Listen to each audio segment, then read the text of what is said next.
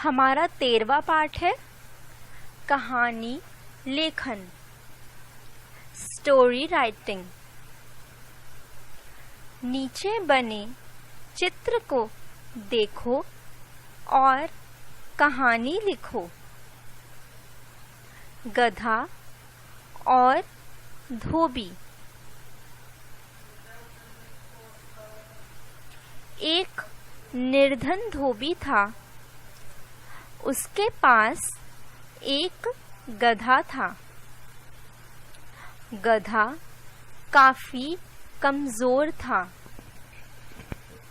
क्योंकि उसे बहुत कम खाने पीने को मिल पाता था। एक दिन धोबी को एक मरा हुआ बाघ मिला।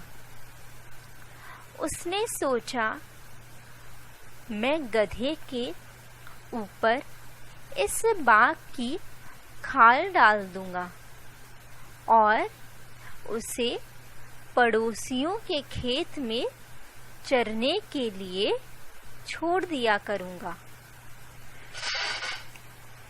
किसान समझेगी कि वह सचमुच का बाघ है और उससे डरकर दूर रहेंगे और गधा आराम से खेत में चर लिया करेगा।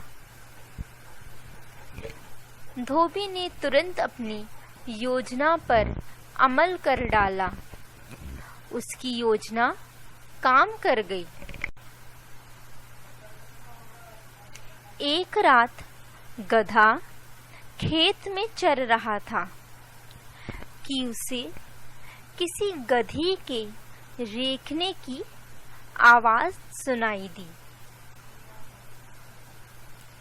उस आवाज को सुनकर वह इतने जोश में आ गया कि वह भी जोर जोर से रेंकने लगा। गधे की आवाज सुनकर किसानों को उसकी असलियत का पता लग गया और उन्होंने गधे की खूब पिटाई की। इसीलिए कहा गया है कि कभी भी अपनी सच्चाई नहीं छुपानी चाहिए। जैसे को तैसा। बच्चों, यहाँ कुछ चित्र दी हुई हैं। इस चित्र को देखें। इन चित्रों में लोमड़ी और सारस की चित्र हैं। पहले चित्र में लोमड़ी और सारस एक दूसरे से बात कर रहे हैं। दूसरे चित्र में लोमड़ी और सारस एक थाली में खाना खा रहे हैं और तीसरे चित्र में लोमड़ी और सारस सुराही में खाना खा रहे हैं।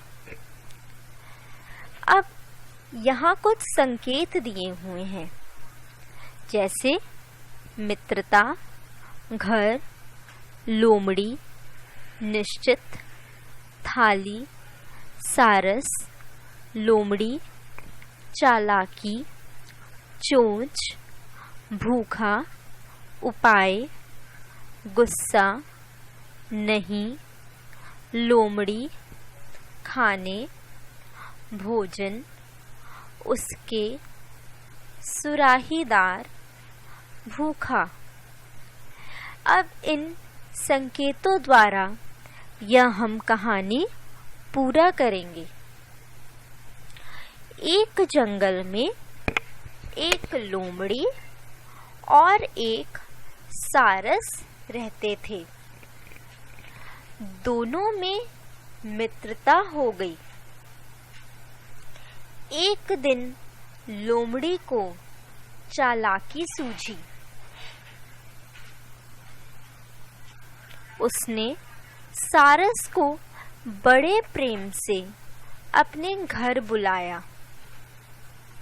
सारस निश्चित समय पर लोमड़ी के घर पहुंच गया। लोमड़ी ने जानबूझकर उसे थाली में खाना परोसा। सारस की चोंच लंबी थी, अतः सारस वह खाना नहीं खा सका और भूखा ही वहां से चला गया। सारस को बहुत गुस्सा आया और उसने बदला लेने के उपाय सोचा।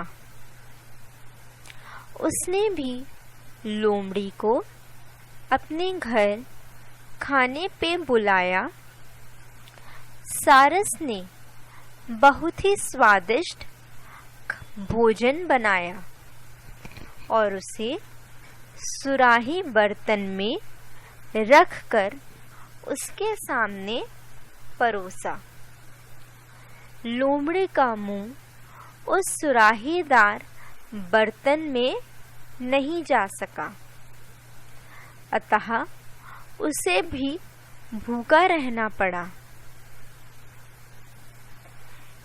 इस कहानी से हमें यह शिक्षा मिलती है कि जैसे को तैसा।